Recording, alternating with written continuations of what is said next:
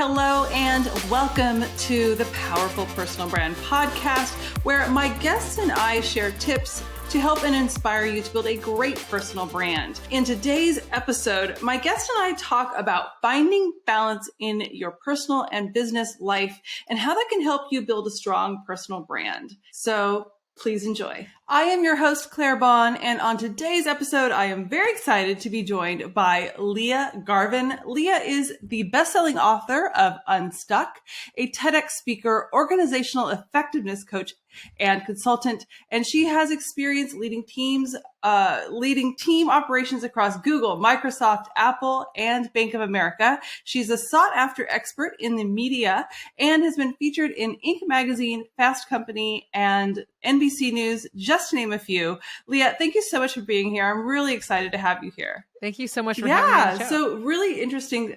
You've done so many things. So a lot to talk about, but let's talk first about, you're a mom, entrepreneur, author, speaker, a lot of things going on. So how do you integrate all of these things into your personal brand? So it's interesting. I throughout my career, I feel like I had a lot of trouble connecting the dots around what I do and how it all makes sense. I had moved around different jobs, kind of trying to find my footing. And I would say it was in one of my sort of last roles in the corporate world where I saw, actually, there's always been a theme at the center of all of this. It's been my passion for building great teams.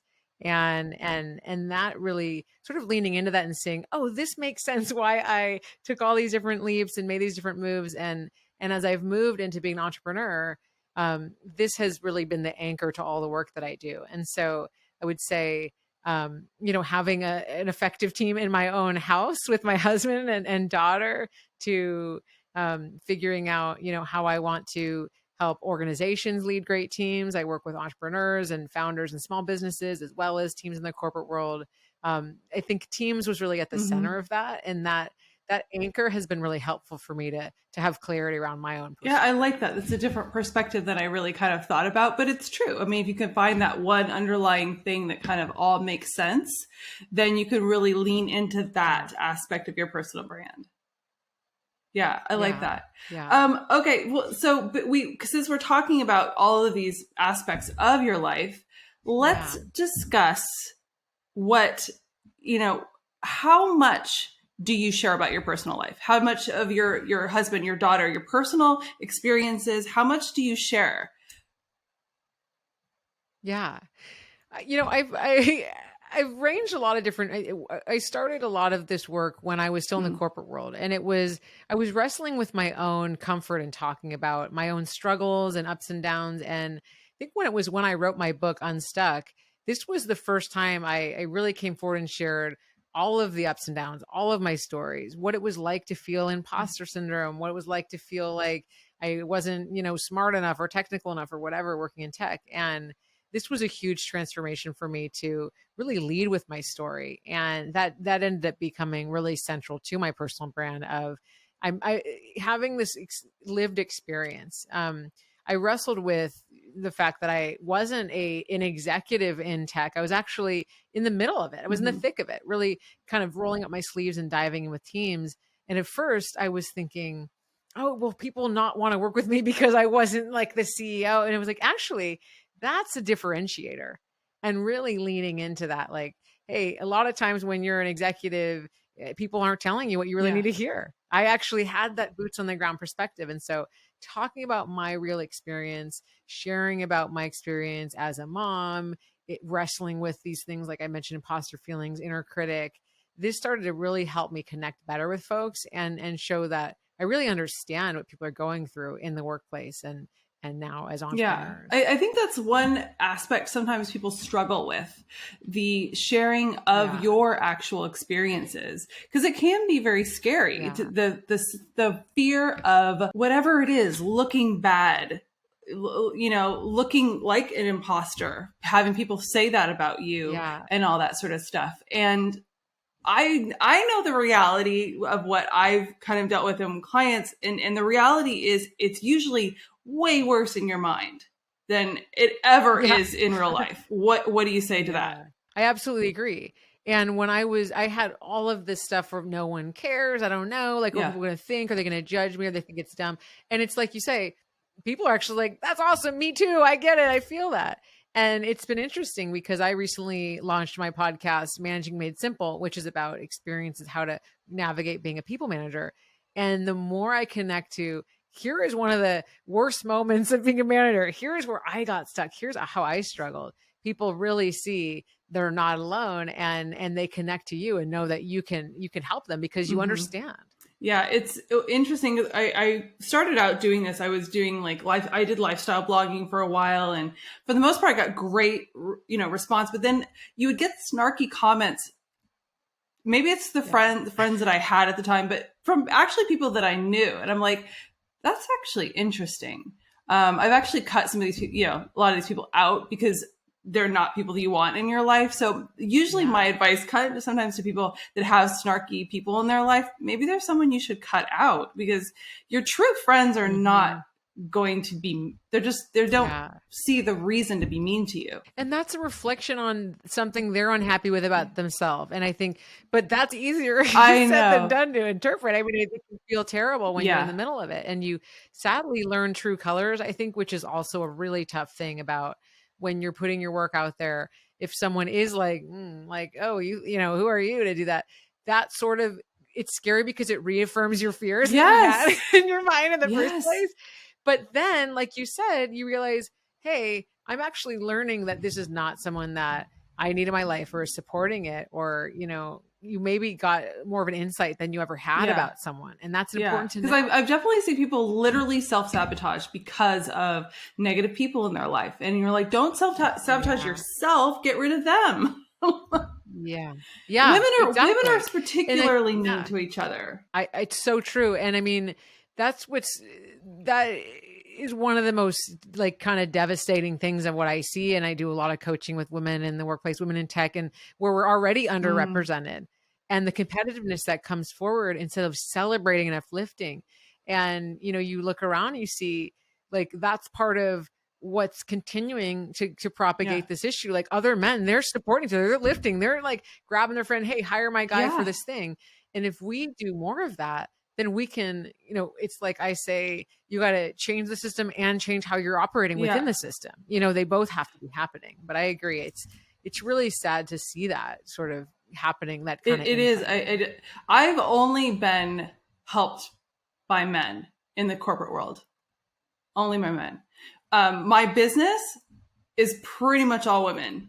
So I wasn't supported, but I support.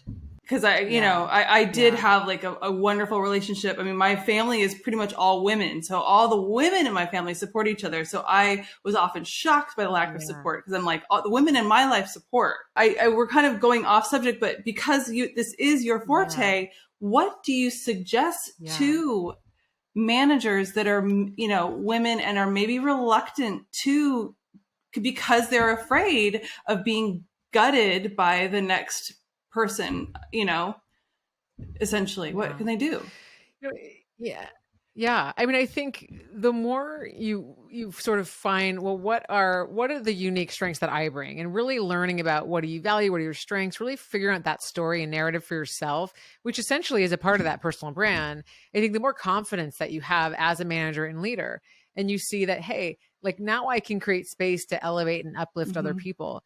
But if you're worried to hire someone or to promote someone because you think, well, then they're going to be too close to my thing, or what if they're sort of nipping at my heels, that fear is going to end up, you're like you said, it always self-sabotages you. It always comes back. And so to really do what you need to do to create the own visibility for yourself, but that uplifting others, that it always works out better than the sort of fear around that it's going to outshine you when you're showing up and you're doing great work. It's unlikely that's going to happen. I would say the more you can celebrate other people's wins and be known as a connector and an amplifier, the more that does come around to help you. And there might be examples when someone does, because it's and especially in environments where it's a little bit more cutthroat or competitive or just that stuff can happen. But if you start getting in this space where you're playing that game, that's, it's like a race to the bottom. It doesn't feel good. The analogy that comes to my mind, because I used to run track, is my coach always says, don't look over your shoulder. You're running your race. Just go. Beat them. Yeah. But that's only going to come from you. It's not going to be like, oh my God, oh my God, oh my God. Like the winners don't look. Yeah. They are just focused on winning. They're focused on the end. They're focused on the tape. They're focused on being the number one. And that's the thing. It's like, if you're focused on your own race, that's all that matters, because it's the ones that literally, I mean, you can see it whenever they have those photo finishes. It's the ones that are going like this. They end up losing to the next person because they are slow. It slows you down. So it's just, it does. You get in your head. Totally. And I think the nuance there is it doesn't mean you can't support other people. It means you are clear on your goals and what you're trying to do, which is, I love your point. If you're focused on, but the whole thing is like, so many analogies that can come from this, but you won't win. You won't be as successful as you could be if you're looking over your shoulder at what could come at you. Because it may not be. Right. And what everyone else is doing. I love that, because it's I find it to be very, very true. I have not been in the corporate world for quite some time. I quit the corporate world to do acting, and then multiple kind of mini lives after that. But that's like one of the things I think that when, as an entrepreneur, and maybe you could speak to this too, you kind of are like, I want to fix this problem that I saw when I have my own team. Yeah. But it's also true I think for entrepreneurs, especially, and I don't know, women, I think we already have somewhat of this is a generalization, but the comparison thing is really strong because we are already, we're always under scrutiny. And so you kind of get in this rhythm of comparing, looking around. I think as an entrepreneur, looking at like, why am I not there yet? Why haven't I gotten there? Like, we're sort of have this measuring stick a lot of times, and we have so much exposure to other people. And there's a lot of it does feel like a race. Like, I built this in this amount of time. So can you, right? There's a lot of promising around speed, and it fuels so much comparison. I see that so many times. It actually really irks me because there's no, I really dislike that. Like, I can make anyone do this in this amount of time. I'm like, you're full of BS. Because you don't know all the things that go into their lives or what they're dealing with, and what kind of pressure to put on yourself and them if they don't succeed, right? You're just going to be like, well, I suck. And you're like, that's not a good way to look at it. I mean, so many of these things too also lead into that personal brand. Because like kind of what we were talking about is if you're always looking at what somebody else is doing in the competition, you're kind of in like copy mode. Like, I'm going to do what they're doing, or I'm going to, instead of saying, you know what, this is what I see is happening in my space. These are the things that I'm going to do to help the world, rather than, oh, that's what they're doing, I need to do that. You're always playing copycat. Yeah. And you're not trusting yourself or your intuition and your expertise. I mean, I think there's so many formulas that are out there right now. And especially as more and more people are leaving corporate world to build something new. I think a lot of people, entrepreneurship's growing and growing. And so there's going to be a lot of people sharing strategies, and a lot of them work, and a lot of them worked because they work for that person and their business and their personality. And I think one thing I've been learning is a lot of folks that are in my entrepreneur network groups had a lot of experience in marketing. Well, I had no experience in marketing. So something that like they're more comfortable with may work great for them. But for me, I'm like a more process sort of person. So that stuff is second nature. And that's why I help entrepreneurs figure out their team processes. But but the marketing thing is something I had to learn. So you sort of, if you apply someone else's, what was easy to them or what they already knew, and you're like, why am I stuck? Why am I struggling? Then you have a new thing to be beating yourself up over, which it just wasn't something you needed to do. Why there's kind of no one size fits all anything. I mean, in your business, I mean, how many times are we kind of like hit with different things, and you have to figure it out? Like, your own business isn't one size fits all. So it's weird that a lot of times as gurus, we're like, here's my one size fits all thing. And they're like, but it can't be that way. I have so many, well, in this situation, this, and well, this situation, that. And the only thing I'm absolute about with marketing is there is no easy button. Doesn't exist. It's the joke, a running joke that I have with my team. I think a lot of people think that it's easy. And as you have talked about, it's not. Some No. people find it to be easy, And but it could be because they're kind of like natural, like authentic self-promoters, essentially. Yeah. And I think it's interesting because I've thought about, the moving out of the corporate world into entrepreneurship. It's harder in a different way. I think the ease that I've found is that I love what I'm doing. And so I have a lot of ideas and there's a lot of alignment, but it's not easy. And so I think that's something too to tease apart, is that a lot of people ask me, "Oh, do you have so much free time?" I was like, "No, anybody building something from the ground up, we've got a lot of free time on our hands." No, but I enjoy it. And so it changes the whole dynamic of it. And so, but yeah, I think there are no quick tricks. I think a lot of what we can do is I think there's a nuance between there's just these 3 steps and you've made it, or here's 3 ways to simplify it. So that's kind of a reframe I bring into it, is simplifying it into steps or strategies or tools, but not promising and then you're done and solved forever. Yeah. So many things that I see, I'm like, there's some aspects of that are good, but then you see other, like thinking about all those online gurus out there, like some aspects are good and then others are just like, oh yeah, it's not absolute. You need to have some wiggle room and all that kind of stuff. Yeah. And it's about combining stuff too. Like I think there's things that we can take away. I've been doing a ton of mindset learning about somatic work and meditations and visualizations. And it's not, one of those tools alone isn't going to get you there, but and then it's not about getting inundated in right instead of taking any action either, but sort of picking what works for you, what feels authentic. So one of the things that I know that you talk about is boundary setting. I'm a big believer in boundary setting. So how has that kind of helped you with your business, with building your brand, like all of how has it helped you? How has it helped you build it? When I think about it, I try to think about first, what do I actually mean by that? Like, what do I want when it comes to boundaries? And I think there's so much debate around work-life balance. And I think that, or is it integration balance? There's a lot of debate around the right word. I think for me, am I saying yes to the things that we just talked about alignment. I think aligned is a real theme of right now for me and in my business. When I start working on this, do I feel like, why did I agree to this? Or, where it's really a kind of like you're trudging through it. Where I think that's something that I think about when I'm talking about boundaries is, what is my connection to this work? And if I feel like I'm not that into it, have I set a threshold for that so that I'm not only doing that? Because there's going to be a lot of stuff we don't love doing, and that's just part of life and work. But is it that there's all of that? And I think a lot of it too comes down to when we're saying yes to things for the reason of people pleasing, or not wanting to say no, or not having built up a skill around saying no, or saying no, not right now, or upholding our, keeping a clear line on our prices and what our value is, and not sort of backing down because we're worried about losing out on the FOMO. So I think boundaries FOMO, exactly, or fear of not getting another opportunity.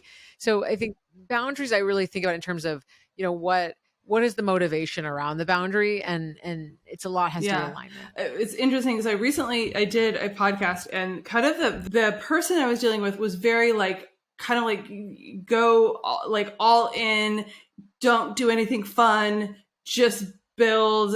And I'm like, I said, I'm like, I don't agree. I think you need to take vacations. But it's interesting because one of my friends, because I used to have a startup, and I was going out for funding, and I met this guy along the way, and he was super like, I don't do anything. I focus on building this business and all this kind of stuff. And in the last 2 years, the business has closed. But because it's been 5 years that I've known him, he is now married.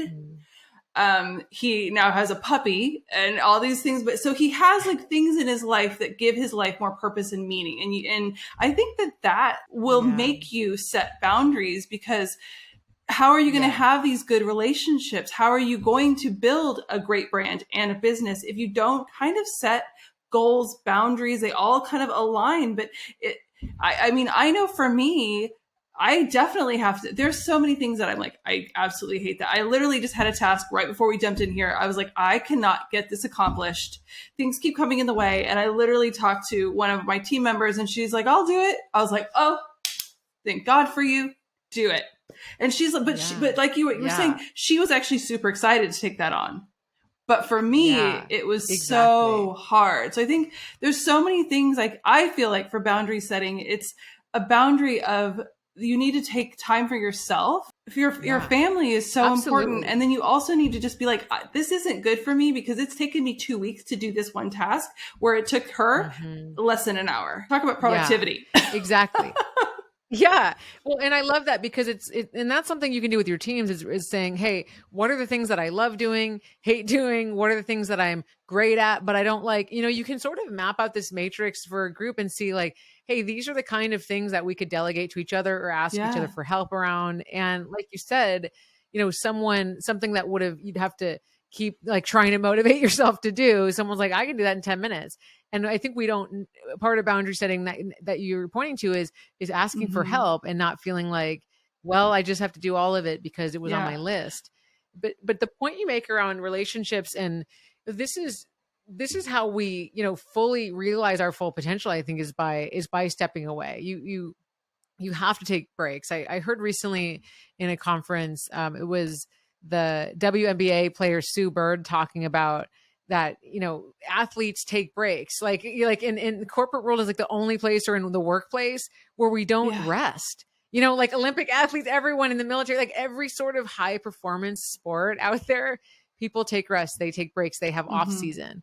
And in the workplace, we're just like going from age 18 to like death. It's just like, it doesn't make any sense. What's the purpose? Not to like be morbid, but you literally kind of look at, you're like, if you live all this, you live till you're 35, you don't know, right? You live until you're 35 and you only worked that whole time. You never went on a vacation. You never saw anything. Right? Like that's kind of sucks. Yeah. Not to look at it from a morbid standpoint, but you have to live.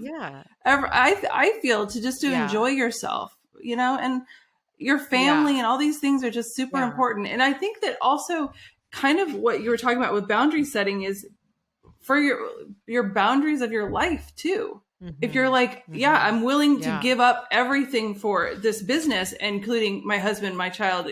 Are you? We're getting deep here. Yeah. I know. Exactly. Well, and I think that's what's causing burnout, right? Is like this choice that maybe we didn't want to make, but we sort of like realized when we came up for air, I've like all the stuff that I actually cared about isn't here anymore. It's because it's something that I see a lot, and I'm really solidly, I'm much better at taking like, weekends off. I don't work all the time on the weekend. I did for a while just because there was always so much work, but I've hired more team members to help me, which helps. But I've always felt like I needed to take vacations. I needed to do things like that, so that I see people kind of just dancing along that burnout space. And I kind of am like, ee. And they're so resistant to balance. Yeah. I'm like, well, you're going to hopefully have to find it at some point. Cause it's going to get you. And I think that's where a lot of people get, develop anxiety or health problems. Like eventually your body says like, we're done, and so something happens. And I love your example of asking someone for help, because this is something I think managers and leaders, we don't always do. And saying, hey, I have this team. I should leverage them. I should lean into them. And it's something I talk a lot about on my podcast is like, how can you delegate effectively, empower your team? Because in the end, that makes less work for you as the manager, as the business owner. And it can feel scary at first, but when we actually say like, hey, like here's some really important, like meaningful work that I realize I don't have to be the one to do it and I can offload it. Now you're showing your team members that I believe in you. I trust you with this thing, and they step up and you have less on your plate and everybody wins. Well, we have team members that kind of, they don't keep regular, 9 to 5 type hours. They would rather work during certain, so it works with some of the work that we do and not with others. But if you shift that work that doesn't need to be done immediately, doesn't need to be done between 9 and 5 PST or whatever, then, but it fits for that person, and they're so much happier. They're accomplishing more. It's just I think a definite mind shift, especially in the corporate world. So I don't know how the corporate world really deals with stuff like, does it deal with stuff like that? Kind of people kind of not really working during the 9 to 5 specific hours, kind of saying, hey, I want to shift my day. I think it came up quite a bit in the last few years where there was more asynchronous work. There was more opportunity to, work across more time zones. More teams are moving to distributed where maybe you're in different time zones. But this is something that needs a lot of thoughtfulness around. And so in the workshops I do with corporate, we talk about norm setting around, when does something have to be in a meeting versus done asynchronously? How can you figure out really how to best utilize folks across different time zones? Because if you're having everyone wait like from one time zone to the next, you never can move the ball forward. So I think with thoughtful planning, you can really optimize that time. But again, like it is a challenge when folks are used to having everything be decided in a meeting that may not work timing wise for everyone if you're in different time zones. I feel like we covered so many things. It was just like a conversation. So you kind of just went, oh, that's an interesting topic. Let's go down that path. Leah, this has been like such a fantastic, I love this conversation and I learned a lot of information. So thank you so much. And if someone that's listening or watching wants to learn more about you, where can they do that? Yeah, I would say check out my podcast, Managing Made Simple. You can find it on my website at leahgarvin.com or on Apple, Spotify, Google Podcasts. Again, you can find me on leahgarvin.com, connect with me on LinkedIn or on Instagram at leah.garvin. And if you're managing a team and you're feeling kind of stuck, I have a quiz where if you fill out kind of where you're getting stuck, I'll send a personalized video with some tips to try on your team. And so that's at leahgarvin.com/manager quiz. Awesome. Well, thank you so much, Leah. This is such a great conversation and I really appreciate you joining me. Thank you so much. And thank you for listening and watching, and I will see you in the next episode. Bye.